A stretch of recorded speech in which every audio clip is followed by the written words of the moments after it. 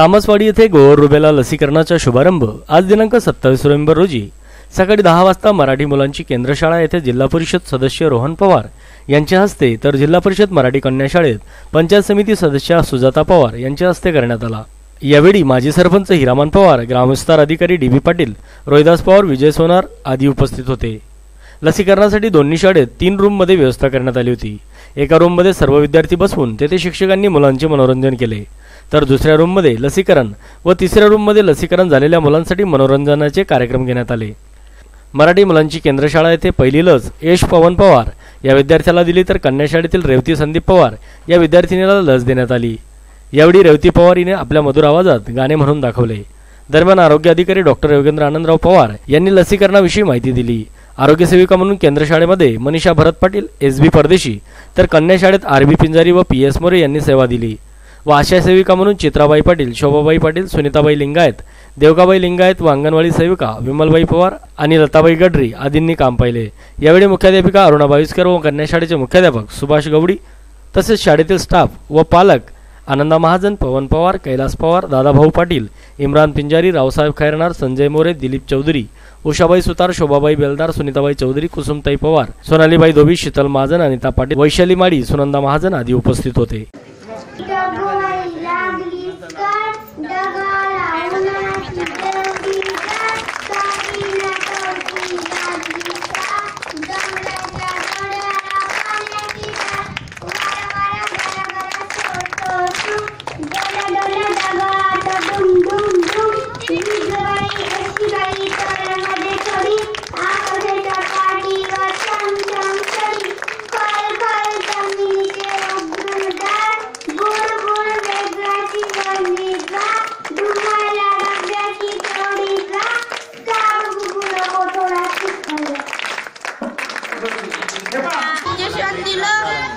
त्याच्याने मला काहीच नाही झालं। मी यश पवार, मला इंजेक्शन दिलेलं आहे, मला काहीच झालं नाही। फ्रेश वाटतंय मला। इंजेक्शन वाचून दाखव बेटा,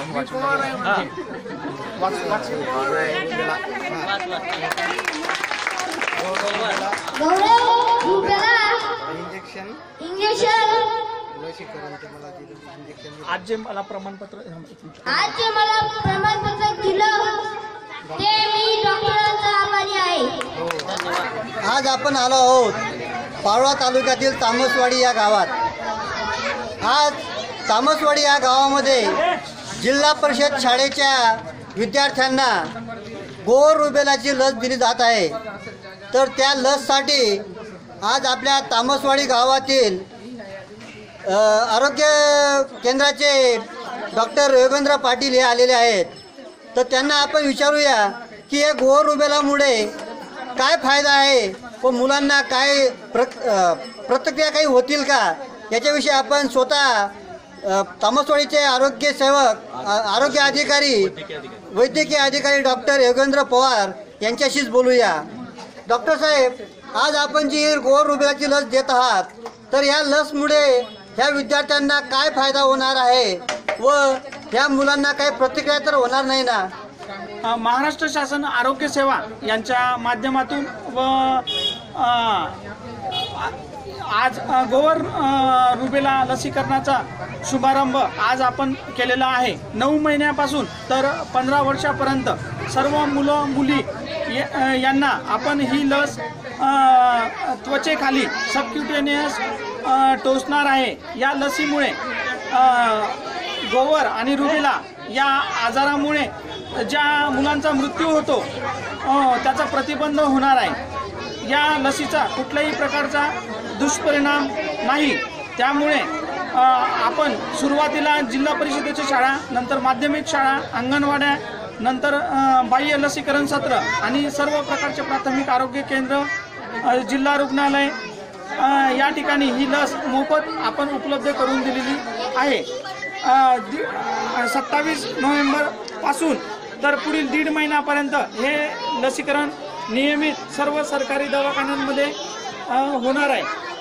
त्यामुळे सर्व पालक, विद्यार्थी यांना आरोग्य विभाग, जीप, जळगाव जिल्हा आरोग्य अधिकारी डॉक्टर BS कमलापूरकर, तालुका आरोग्य अधिकारी डॉक्टर तुषार मोरे व मी वैद्यकीय अधिकारी डॉक्टर योगेंद्र पवार आपल्या सर्वांना विनंती करतो की हे मोफत लसीकरण सर्वांनी 9 महिन्यापासून तर 15 वर्षापर्यंत सर्व मुलं मुली यांना टोचून घ्यावे. याचा कुठल्याही प्रकारचा दुष्परिणाम नाही आणि या 2 प्रकारच्या आजाराचा प्रतिबंध एका लसीमधून होणार आहे आणि यासाठी उत्कृष्ट चांगल्या क्वालिटीची लस उपलब्ध आहे. ही एडी सिरिंज म्हणजे एकदा वापरून फेकता येणारी जी सिरिंज आहे त्याच्याने ही लस टोचली जाणार आहे. त्यामुळे प्रत्येक विद्यार्थ्याला वेगळी सुई वेगळं सिरिंज वापरली जाणार आहे आणि निर्जंतुकीकरण सर्व व्यवस्थित ठेवणार आहे. त्यामुळे कुठलाही दुष्परिणाम कोणालाही होणार नाही अशी मी आपणास ग्वाही देतो. त्यामुळे सर्वांनी आपलं लसीकरण नियमित करून घ्यावं ही मी विनंती करतो. धन्यवाद डॉक्टर साहेब. सर्वप्रथम मी या शाळेचे मुख्याध्यापक सुभाष गवडे सर गुरुजी यांना सुद्धा धन्यवाद मानतो की त्यांनी या लसीकरणासाठी अतिउत्तम प्रकारे अशी सोय या शाळेमध्ये करून ठेवलेली आहे.